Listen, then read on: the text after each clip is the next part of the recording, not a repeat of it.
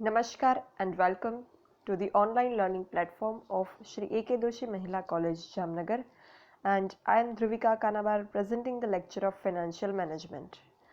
નાણાકીય સંચાલનમાં આપણે ટર્મ લોનના સોર્સિસ એમાં first source IFC industrial finance corporation ઔદ્યોગિક નાણાં કોર્પોરેશન એની ચર્ચા કરી રહ્યા હતા, જેમાં આપણે એનું એસ્ટાબ્લિશમેન્ટ, સ્થાપના, ઓબ્જેક્ટિવ્સ ઉદ્દેશ, ફંક્શન્સ કાર્યો અને ફિનાન્શિયલ સોર્સિસ ઓફ IFC નાણાકીય સાધનો કયા છે IFCના એના વિશેનું ડિસ્કશન કર્યું. હવે આપણે બાકીના પાર્ટ્સ ડિસ્કસ કરીએ. સંચાલન, મેનેજમેન્ટ બોડી. તો IFC જે છે એનું સંચાલન કયા પ્રકારનું હોય, કયા કયા પ્રકારના ડિરેક્ટર્સ એમાં સામેલ હોય એની જો વાત કરીએ તો કોર્પોરેશનનું જે વ્યવસ્થાતંત્ર છે, વ્યવસ્થાતંત્ર એટલે કર્મચારીઓ હોય જે 3 સપાટીના, ઉચ્ચ સપાટી, મધ્ય સપાટી અને તળ સપાટી, એ કર્મચારીઓ ભેગા મળીને જે માળખું રચે એને કહેવાય વ્યવસ્થાતંત્ર. આ સિમ્પલ લેંગ્વેજમાં મેં તમને એનો અર્થ સમજાવ્યો. કોર્પોરેશનનું વ્યવસ્થાતંત્ર જે છે એ કંપની જેવું છે. 12 ડિરેક્ટરનું મંડળ અને પૂરા સમયના પગારદાર અધ્યક્ષ કોર્પોરેશનનું સંચાલન કરે છે. 12 directors and 1 full time salaried chairman. આટલા લોકો જે છે એ કોર્પોરેશનનું મેનેજમેન્ટ કરતા હોય છે. ડિરેક્ટર મંડળમાં 12 જે ડિરેક્ટરની વાત છે એ 12 ડિરેક્ટરમાં 4 ડિરેક્ટર ઔદ્યોગિક વિકાસ બેંકના હોય, ઇન્ડસ્ટ્રીયલ ડેવલપમેન્ટ બેંક. 2 ડિરેક્ટર કેન્દ્ર સરકાર દ્વારા નિમવામાં આવે છે, સેન્ટ્રલ ગવર્મેન્ટ દ્વારા. 2 ડિરેક્ટર શેડ્યુલ્ડ બેંક નિમે છે. 2 ડિરેક્ટર સરકારી બેંક નિમે છે. 2 ડિરેક્ટર વીમા કંપની અને અન્ય નાણાં સંસ્થાઓ ઇલેક્ટ કરે છે, ચૂંટી કાઢે છે. એટલે આ રીતે 4 IDB, 4 central government, 2 central government, 2 scheduled bank, 2 સરકારી બેંક અને 2 વીમા કંપની અન્ય નાણાં સંસ્થા, આ રીતે મળી અને 12 ડિરેક્ટરનું મંડળ જે છે એની ચૂંટણી કરવામાં આવે છે કે એને જે છે એની નિયુક્તિ કરવામાં આવે છે. ઔદ્યોગિક વિકાસ બેંક સાથે ચર્ચા વિચારણા કરી અને કેન્દ્ર સરકાર જે છે એ પૂરા સમયના પગારદાર અધ્યક્ષની પણ નિમણૂક કરે છે. After discussing with the Industrial Development Bank, the central government appoints the full-time salaried chairman. આ ઉપરાંત કોર્પોરેશનના સંચાલન માટે એક અથવા જરૂર જણાય એવી સલાહકાર સમિતિની રચના કરવાની પણ જોગવાઈ કરવામાં આવી છે. અગર જરૂર જણાય તો એડવાઇઝરી કમિટી પણ, 1 or more advisory committee can also be formed if required. આ રીતે જે છે એ આ IFCનું સંચાલન આ પ્રકારે કરવામાં આવતું હોય છે, મેનેજમેન્ટ. એના પછી વાત કરીએ કાર્ય પદ્ધતિની. IFC જે છે એ કઈ રીતે કાર્ય કરે છે.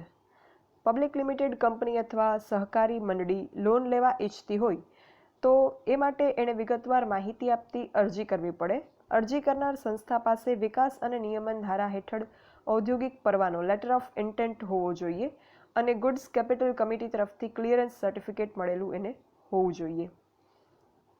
કોર્પોરેશન લોનની અરજી અંગે યોજનાની માત્ર આર્થિક ટેકનિકલ દ્રષ્ટિએ જ તપાસ નહીં કરે, પણ એ ઉપરાંત ઉદ્યોગોનું રાષ્ટ્રીય મહત્વ શું છે, કાચા માલની પ્રાપ્યતા છે કે નહીં, સંચાલનની કાર્યદક્ષતા કેવી છે, નાણાકીય સ્થિતિ કેવી છે, ઉત્પાદનની ગુણવત્તા કેવી છે, બજાર મળી રહેશે કે નહીં ઉત્પાદનને, એ બધી જ બાબતોની તપાસ કરતી હોય છે.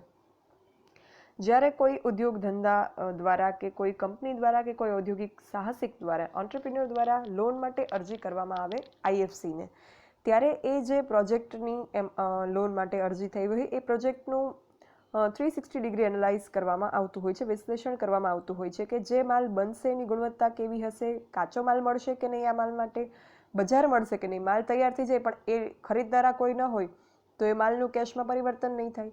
It is also huge risk. તો એ બધી બાબતની પણ અહીંયા જે છે એ એનાલિસિસ કરવામાં આવતું હોય છે, IFC દ્વારા વિશ્લેષણ કરવામાં આવતું હોય છે. આ બધી બાબત અંગે કોર્પોરેશનના અધિકારીઓ જે તે ઉદ્યોગના નિષ્ણાંત અને વિવિધ સલાહકાર સમિતિના અભિપ્રાય માટે ડિરેક્ટરના મંડળને જો યોગ્ય લાગે તો અરજી જે છે એ મંજૂર કરવામાં આવે છે. જો યોજના માટે વધુ નાણાંની જરૂર હોય તો કોર્પોરેશન અન્ય નાણાં સંસ્થા સાથે પણ ચર્ચા વિચારણા કરે છે.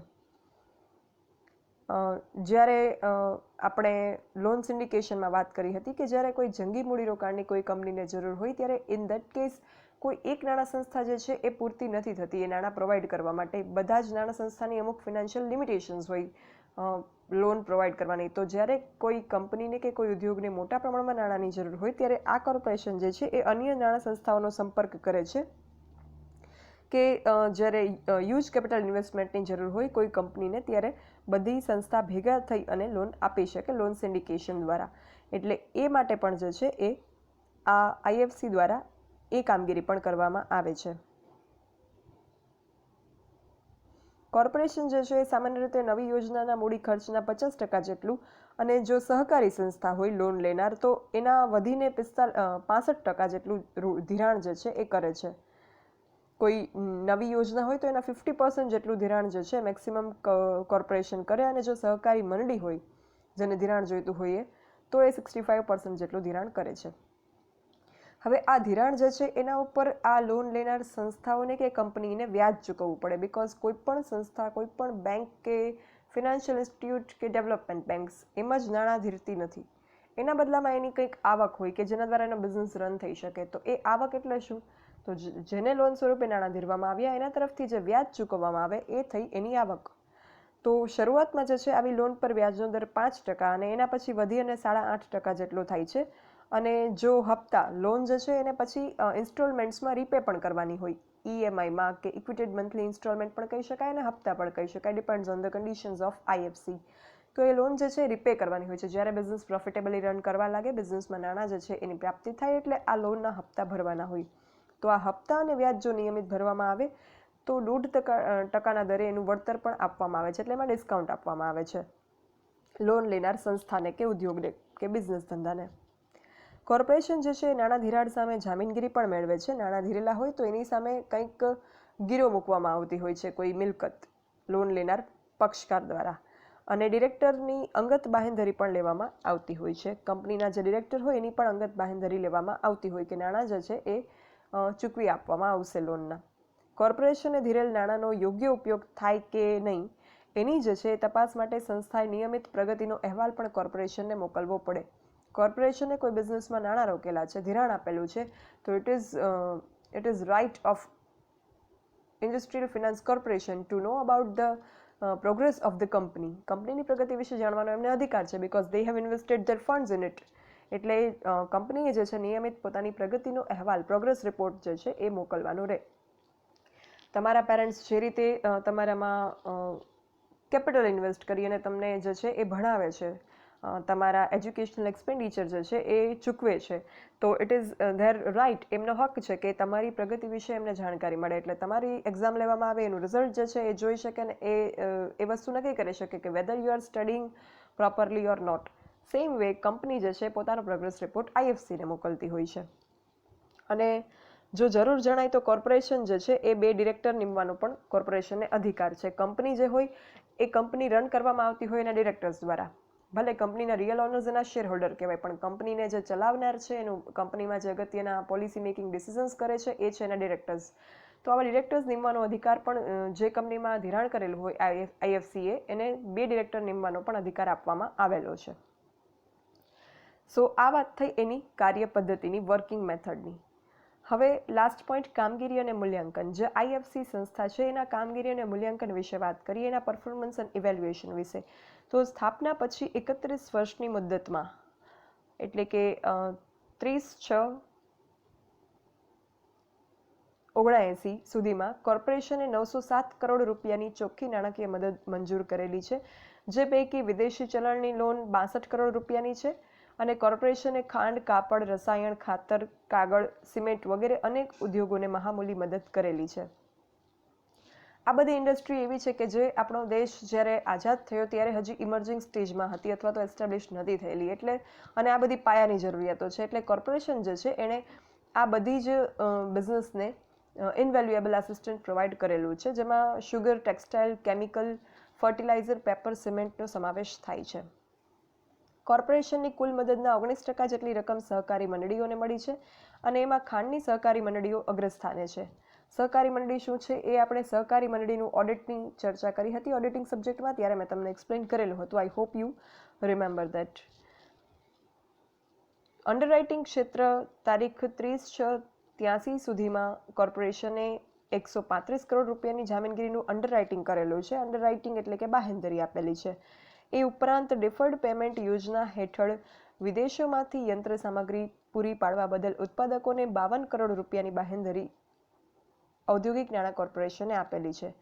1983-84ના વર્ષમાં કોર્પોરેશને ખાંડ, ટેક્સટાઇલ, શણ, પેપર, રસાયણ, ખાતર, સિમેન્ટ, લોખંડ, પોલાદ, રબર વગેરે ઉદ્યોગોને 329.98 કરોડ રૂપિયાની નાણાકીય સહાય કરેલી છે. 1999-2000ના વર્ષ દરમિયાન મંજૂર કરેલ સહાયની રકમ રૂપિયા 2376 કરોડની છે, જેની સામે વહેંચેલ રકમ રૂપિયા 3262 કરોડ છે. કોર્પોરેશન એની સ્થાપના એટલે કે 1948ના વર્ષથી લઈ અને 31/3/2000ના વર્ષ સુધી કુલ મંજૂર કરેલી સહાય જે છે કોર્પોરેશને એ 43,014 કરોડ રૂપિયાની છે અને છેલ્લી પ્રાપ્ત થયેલી માહિતી મુજબ આઈએફસી એટલે કે ઇન્ડસ્ટ્રીયલ ફિનાન્સ કોર્પોરેશન ઔદ્યોગિક નાણાં કોર્પોરેશન દ્વારા વર્ષ 2010-11માં 8400 કરોડ અને વર્ષ 2011-12માં 5680 કરોડ અને વર્ષ 2012-13માં 1504 કરોડની નાણાકીય સહાય ઉદ્યોગોને પૂરી પાડેલી કોર્પોરેશને છે. તો આમ ઇન્ડસ્ટ્રીયલ ફિનાન્સ કોર્પોરેશનના જો પરફોર્મન્સ ઇવેલ્યુએશનની વાત કરવામાં આવે તો યર બાય યર જે આઈએફસી દ્વારા જે ધિરાણ પૂરું પાડવામાં આવેલું છે એ સતત વધતું ગયું છે. એ વસ્તુ જોઈ શકાય, એમાંથી ઓબ્ઝર્વ થઈ શકે.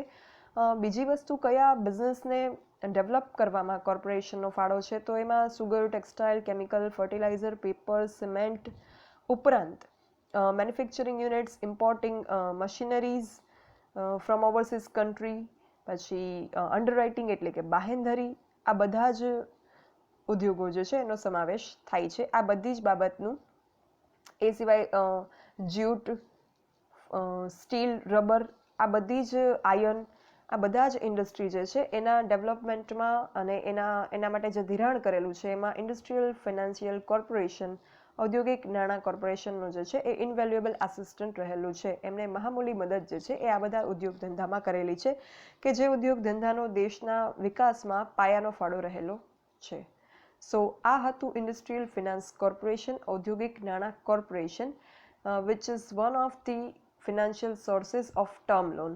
લાંબા ગાળાની લોન આપતા નાણાકીય સ્ત્રોતમાં જે બે પ્રકાર છે, વિશિષ્ટ નાણાં સંસ્થા અને વિકાસ બેંક, અને બીજો પ્રકાર છે વ્યાપારી બેંક. એમાંથી જે પહેલો પ્રકાર છે વિશિષ્ટ નાણાં સંસ્થા અને વિકાસ બેંક, એના અંતર્ગત જે આપણે ઘણા બધા પોઈન્ટ ડિસ્કસ કરવાના છે એમાંનું ફર્સ્ટ હતું ઇન્ડસ્ટ્રીયલ ફિનાન્સ કોર્પોરેશન, જેનું ડિસ્કશન અહીંયા પૂરું થાય છે. ઇન્ડસ્ટ્રીયલ ફિનાન્સ કોર્પોરેશનમાં આપણે એના એસ્ટાબ્લિશમેન્ટ વિશે, એના ઓબ્જેક્ટિવ્સ વિશે, એના ફંક્શન્સ વિશે, એના ફિનાન્શિયલ સોર્સિસ કયા કયા છે, મેનેજમેન્ટ એનું કઈ રીતે હોય છે, ડિરેક્ટર્સ કયા પ્રકારના હોય છે અને કોના દ્વારા આ ડિરેક્ટર્સ જે છે ને ઇલેક્ટ કરવામાં આવે છે એના વિશે, કોર્પોરેશનની વર્ક મેથડ વિશે અને કોર્પોરેશનના પરફોર્મન્સ એન્ડ ઇવેલ્યુએશન વિશેનું ડિસ્કશન કર્યું. સો આઈ હોપ કે આ ટોપિક જે છે એ તમને સમજાઈ ગયો હશે. Thank you. જો કોઈને કંઈ ડાઉટ કે ક્વેરી હોય, you can write me on this mail dbk.dhruvika@gmail.com. Thank you.